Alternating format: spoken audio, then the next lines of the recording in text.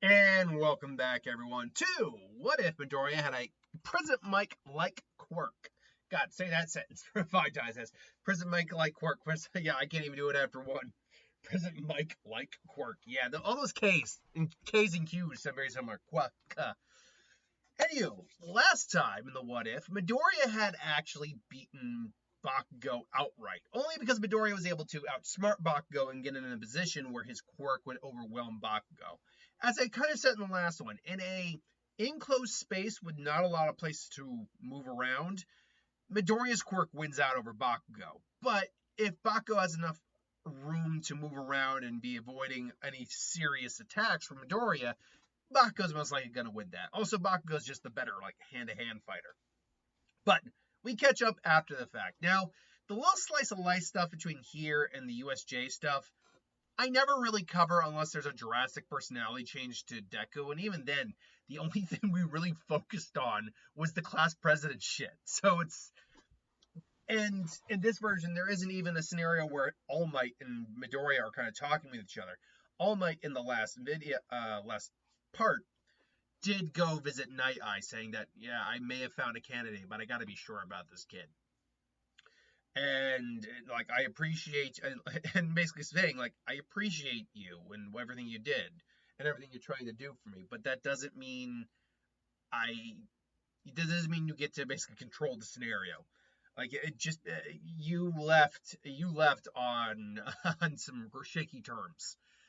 And yeah, like I said in the last video, Night Eye, for all the good he was intending, really, I think, was overstepping at points. He certainly seemed to think he had a lot more of a say in what happened with All Might than he initially thought.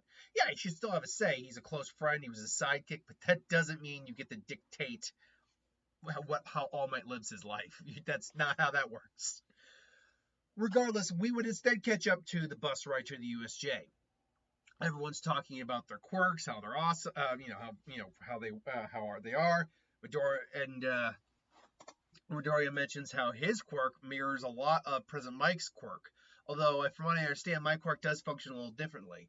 By the way, I believe I said Echo Chamber is the quirk. I actually like Boom Burst better as the quirk, and actually that could be a good hero name, Boom Burst. In fact, yeah, I'll keep it at Echo Chamber, and when we get to the whole name your hero stuff, I like Boom Burst. Boom Burst is a good name. It's also one of the best Pokemon attacks for a normal type you could have, but that's a different video series entirely. So they're talking about his quirk, and Midoriya again has to keeps his muffler on probably throughout his day to day, quite honestly. Because even though, yes, he certainly has enough control over his voice to not raise his voice too loud. Like, the way I'm talking right now is firm, it's solid, and there's definitely some projection there, but I'm actually keeping my tone relatively low. If I were to raise it much, that would activate the quirk if I had this quirk. But it's all about projection too. Like, hypothetically, I'm not projecting, I'm just raising the content of I'm doing that, but then expelling the sound, with actual, almost yelling, that expels the quirk. So Midoriya certainly has control, but the muffler is just an easy way to imagine it. Same like Aoyama's belt works for his quirk. So they get there, and it's the same thing we get in the original. They're explaining what they're going to be doing, the rescue training, then the League of Villains attacks, and Kurogiri basically separates the group. Midoriya lands in the flooded area. Although, to be fair, there's a boat there. It's not really flooded if there's a boat there. It's more of just a lake, water, ocean scenario. But I think it was the flooded area. I think that was what it was called. Midoriya's like, whoa! And he's about to use his quirk to kind of slow his descent. But he realizes it won't matter if I slow my descent. I'm just going to fall in the water anyway. He might launch himself upwards, but that's all he can do. Maybe he can turn his head and turn himself and maybe land in the boat. And so that's what he's kind of trying to think about until Sue grabs him, hoists him over along with Mineta to the boat. The heroes Mineta obviously throws some balls out, and they're trying to figure out what to do. Midoriya realizes very quickly they don't know what our quirks are. So they explain their quirks, and Mineta's just like, we can't do we got to try something. no matter what. All right, get ready. And Midoriya would actually still do the same move he does in the original, most likely. Because it's still the same thing that, same function that works here. He could, it serves the same purpose. It, like, blasts a giant effect into the water. Now, mind you, he could also just attack the group of villains outright. But I have a feeling it's probably more advantageous to do it like this. Because Midoriya also could have done that in the original, too. He could have done that, just boom, and just blasted a giant gust there. The only difference here is that Midoriya can sustain this longer. And as I said, the longer he screams, the more powerful his attack gets.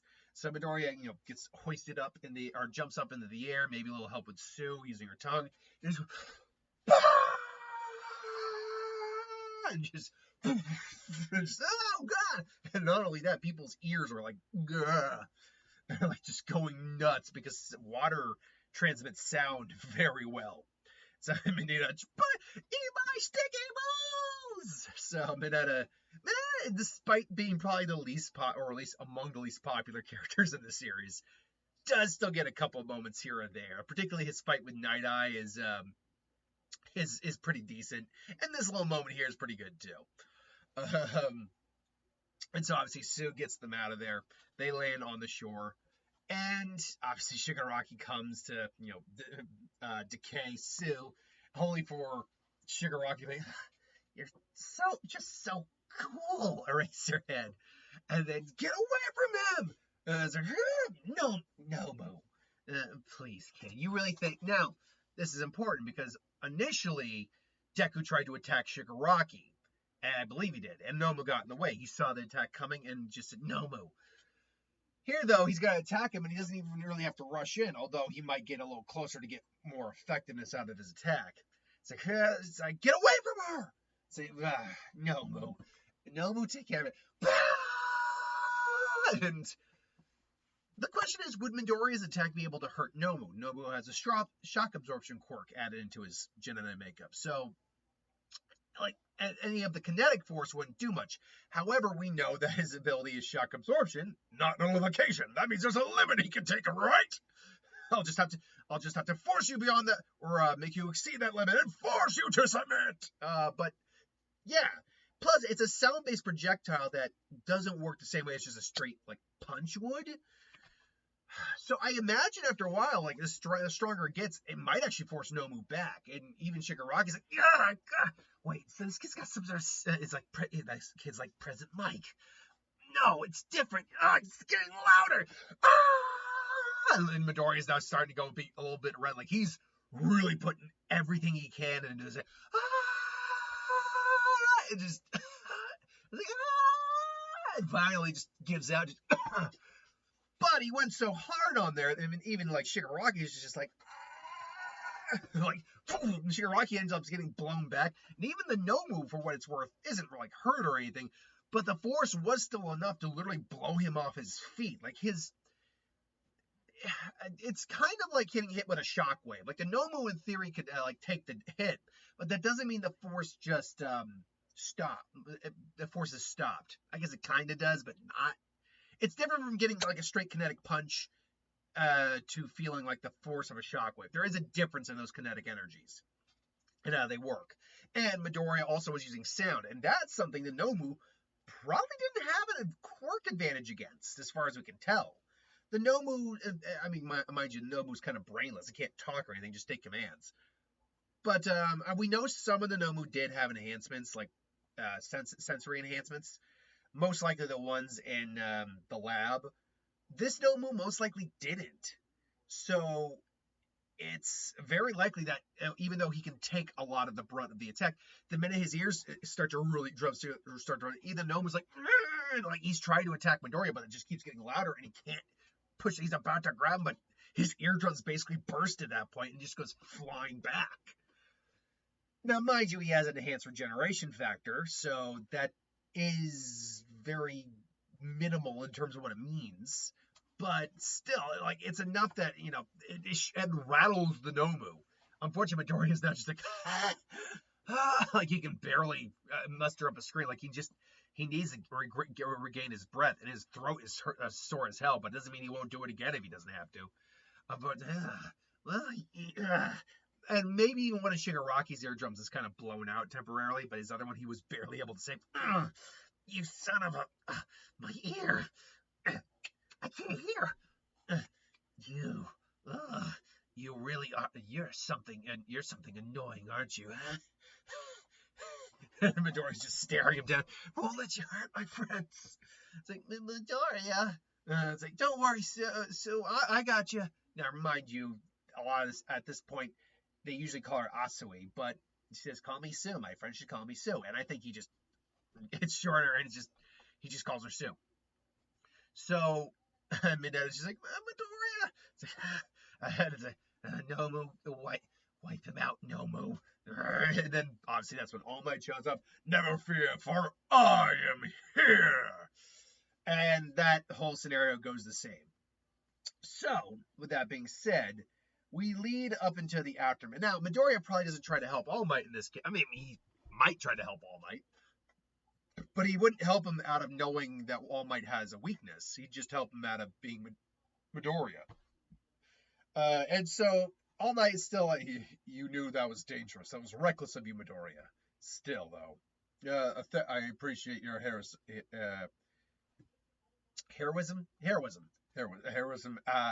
heroistic, let's call it, attitude. Oh, there definitely needs to be more heroes like you out there. And I don't think Bach overhears this, but if he did, oh man, would that get under his skin something fierce.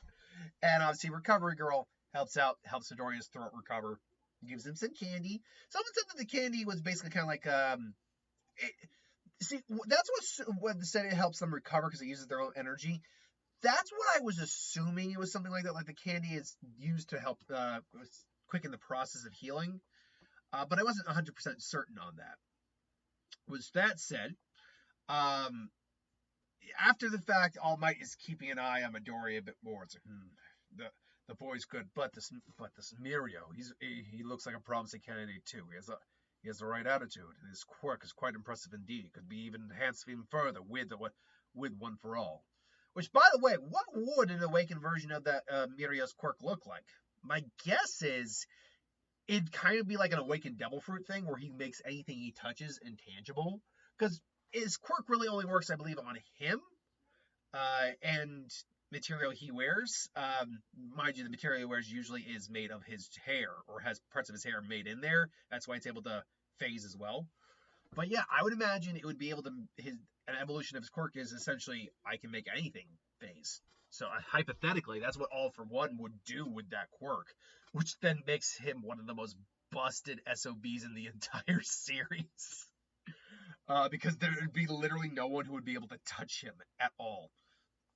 Unless you have a quirk negation effect or something that could bypass intangibility, there would be just nothing. Anyway, so Midoriya is glad All Might's okay. Trains whatever he can for the sports festival, though he doesn't know what's going to happen there. And they begin. Obviously, we have the decathlon first. They are running. Shoto obviously takes care of the 0-pointer. And they're just like, whoa. He did it like no effort. Midoriya is like, I struggled against that thing hard. He did it in an instant. Holy crap. Midoriya's like, but I gotta focus. And he's doing his darndest to get through there. He'd launch himself with his quirk like over the ravine, just goes, and finally, I could see Midoriya still either pulling the same trick with the mines, or maybe launching himself over as best he could, and then like aiming right for the ground, just do. I still see Midoriya getting the #1 spot here.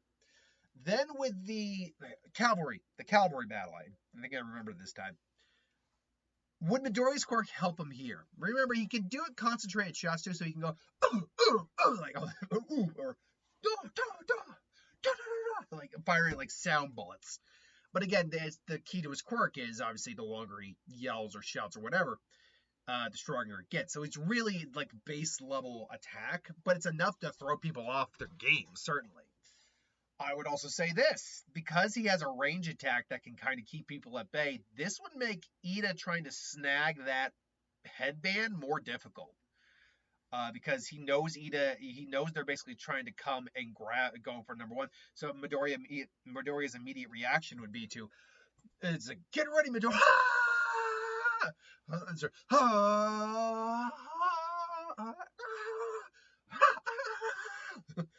It's like, or he would like fire at the ground, create a dust storm, and then he's not trying to kill anyone, obviously, because he could risk doing that, especially at least, or not especially, but at least risk blowing out their eardrums like he did with Shigaraki, who probably has recovered from that. He's not deaf or anything because they got enough individuals there. They got the doctor there to help him recover, so he'll be fine. But still, the fact that he can blow out eardrums if not careful is definitely something Midoriya knows he needs to be aware of. So I think with a quirk like this, he could keep people at bay long enough to keep a hold of his headband. Now, luckily, I still think the people who would pass, but I think ultimately it just it wouldn't go any. As long as Midoriya is able to, I don't think it changes much, regardless. Because if people figure out they can't get the number one headband, they go for the next best one. That's what they do, which I think is like the 50-pointer, right? Either way. So then the first match happens. And yeah, Midoriya versus Shinso. Shinso knows Midoriya's quirk, which means this is actually a problem for Midoriya, because Midoriya's quirk involves sound and it involves a response. Shinso's quirk is a perfect counter for his quirk. Because he has to make a noise, he can't.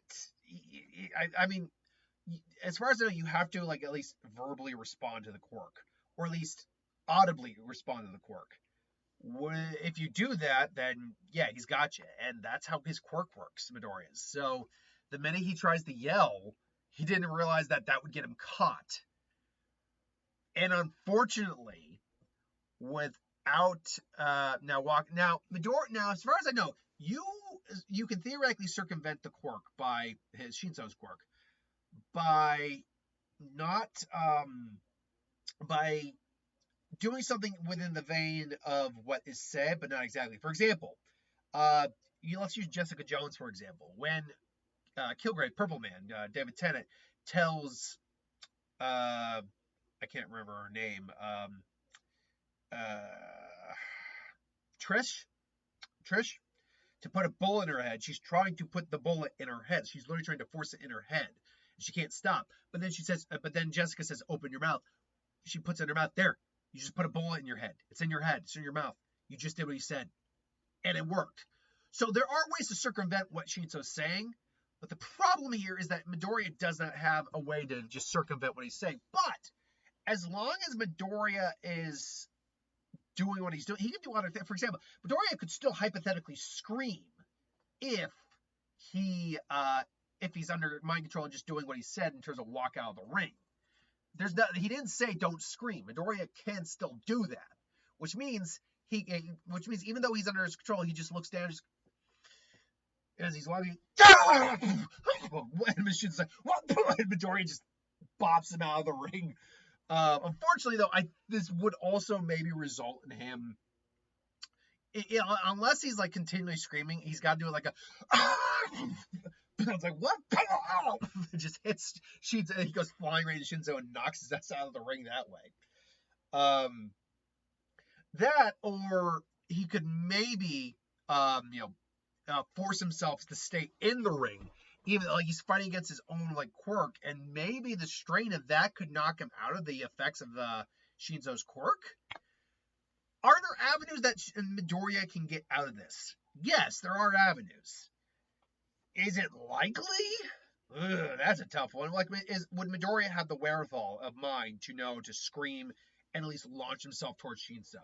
And this is assuming Shinso just doesn't avoid him launching himself at him, or like shoot a attack at his foot to knock him out of there. Like, the problem is pain. He doesn't know, I think, that pain is a way to get himself out of the quirk. That's just not known. So unfortunately, this is a time Midoriya just straight loses that fight. Again, I'm not arguing that there aren't ways to do it, but I feel like I'm now trying to keep Midoriya winning that fight. And unfortunately, that sounds like I'm trying to force the plot to still move in the same direction when it probably wouldn't. And like I said, are there ways I could see it happening? Sure. It's very circumstantial. I mean, mind you, the All for One thing was very, One for All thing was very circumstantial too, breaking a finger for One for All. But still, he had that under his belt to actually use it. Here, just because of the way his quirk works, there was no way. Now, I say that, but Deku could still maybe try to throw hands with Shinso, I suppose. But either way, I don't see it working in his favor, sadly. So yeah, Midoriya does it. Now again, I'll go with the idea that Midoriya just maybe doesn't. Maybe is still able to shout and try to hit Shinso. Maybe hold on his arms, and maybe he tags him and nearly takes him out, but Shinso's able to stay in the ring. I just think that Shinso, while he would be shocked, I don't think Midoriya's moving fast enough to hit him. In the sense that I don't think he's moving fast enough for Shinso to stay there long enough and get hit. So, yeah, Midoriya actually loses this, and it's a big disappointment for Midoriya, and he just feels bummed as hell about it, really, and as anyone would. And Shinso does remark, though, I must admit, I didn't think you'd be able. I must admit, you were able to still figure out a way to almost get me. If you had been able to tag me even at all, I would have got flown out of the ring. You would have won. Yeah, sorry, but it's fine. Now, don't get me wrong, Shinso is still very much upset, like, with the situation, how people kind of look down on him for his quirk. Not because it's a bad quirk, but because it's the quirk of a villain, more or less. And he doesn't want to be a villain, he wants to be a hero. So, I still think he's definitely got a snobbish way about him, but after Midoriya is able to kind of almost take him out even through that, like, bypass his quirk, he's like, all right, I gotta show some respect a little bit. Which unfortunately leads now to the next match, which would be Shoto versus Shinso. And Shoto's just not playing around here. He saw what he did to Midoriya, and he saw how the quirk works, and just says, "Nope, ice." It's like, ah! It just so knocks him out. This, unfortunately, though, means that Shoto also isn't going to get his character growth here. He's not going to use his flames yet. He's not. There's no come to All Might moment, if we'll call it, where he just says, I want it too, Midoriya. And so, yeah, he's still going to be pretty up his own ass on this scenario, which leads honestly throughout most of this the tournament. Same matches still take place. Him versus Ida, still beat Ida without using his flames. Shoto though versus Bakugo. Does it go differently? Shoto is not conflicted here. He doesn't have any of that. And this could see Bakugo trying to push him to use his fire, but again, Shoto's really just not. Honestly, the only reason Shoto lost that fight is A, he didn't use his fire, but B, more importantly, he really was just mentally at odds. So, frankly, I don't really see that playing out the same way. He's still pretty much kind of like the cold, ruthless guy. Not ruthless, but you know what I mean. Ruthless for that scenario, guy that he is. And so he launches out the ice and just kind of, he still keeps launching the ice and keeps hitting Bakugo. Bakugo, eventually, both these guys eventually tire out, but we do know that he will use it's the left side that uses the flames. Yes, it's the left side that uses the flames. He will use his left side to at least warm himself back up. And so Bakugo eventually is going to start getting tired, but Shoto would also start, throwing less and less ice. But the sheer amount of it is enough that Bakugo's going to tire out probably quicker than Shoto is. So ultimately, I think Shoto is the one who takes the win here. Endeavor's is happy, but it's like he still won't use his flames. Why do you ignore your destiny, Shoto? And so, yeah. Now, obviously, like I said, they'll do the hero names. I like Boomburst as a hero name for Deku. But here's the thing. Who was he doing the work study with? Honestly. I believe that's what this is. It's a work study, not an internship. The internship is later on. This is a work study. Who is he doing the work study with? He's not doing it with Gran Torino. All Might is now. I mean, he didn't get a chance to see Deku really try or show off more than he can do. So I think honestly, it might be time that he just gives his quirk to Mario, which I think he would do.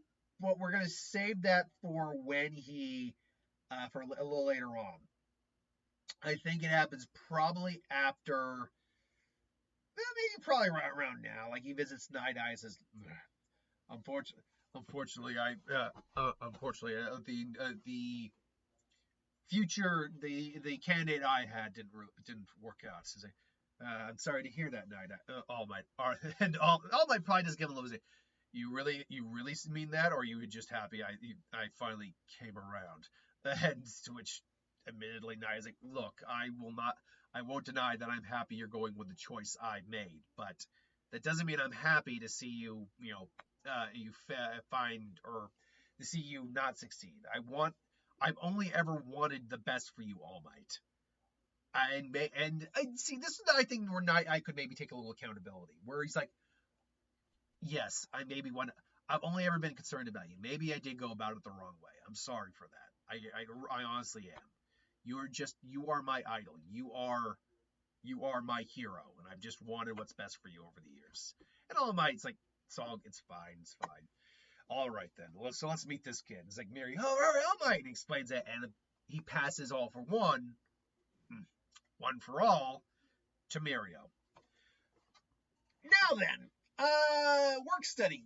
First off, I don't know if Eraserhead or President Mike, because they're teachers at UA, were doing work studies. But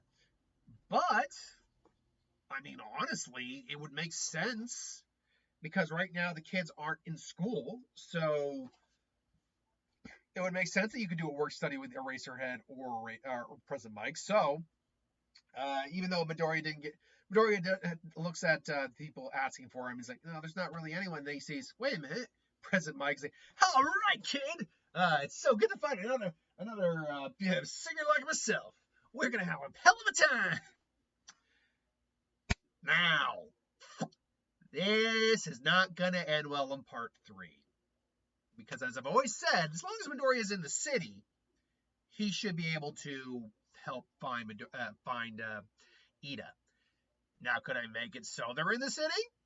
Yeah, I can do that. No problem. But realistically, do I think they would be there?